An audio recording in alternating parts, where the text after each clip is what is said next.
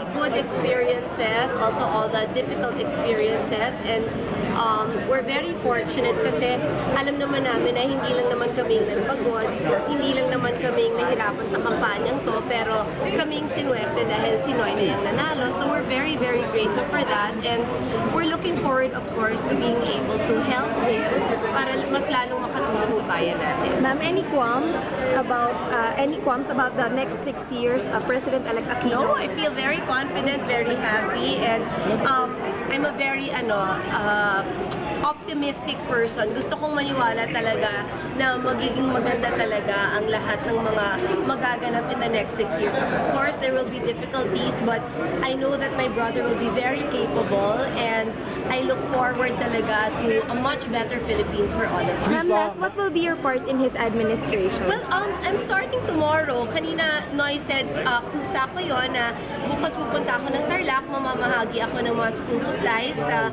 grade 1 to grade 3 students. That was my own initiative.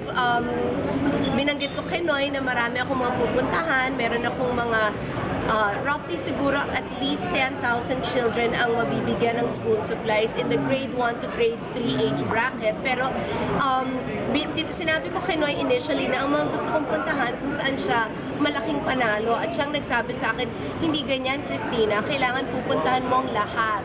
So, marami kaming mga lugar na naka-mark na sa calendar ko. Na unang Tarlac, ang sister kong si Pinky nag-request for Payatas because there was a priest from Payatas na naging kaibigan niya who gave his 1-month allowance initially pa lang, 9 months ago, nung nag-declare si Noy. So, sinabi ni Pinky, pay it forward, Chrissy, kailangan tulungan mo yung mga bata doon. I'm going to Cebu in the 3rd week of June. I have also for Ormoc and also for the province of Leyte. And si Noy ang namimili kung saan sa Mindanao ako pupunta.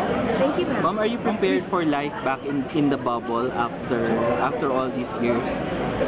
I've always been in the bubble because of the career I chose, but the responsibility now is so much greater. Kasi malaki talaga, alam ko, ang expectation sa pamilya ng Pangulo ng Pilipinas. And I know so much better now because nung I was saying earlier, nung nanalong mom, I was younger than my son Josh. So, ngayon na mas mature naman, mas marami nang napagdaanan sa buhay, mas handa para maging kapaki-pakinabang para sa kapatid ko at para sa bayan. Chris, malaki daw ang botong napunta kay Noy because of your influence at napakatindi mo.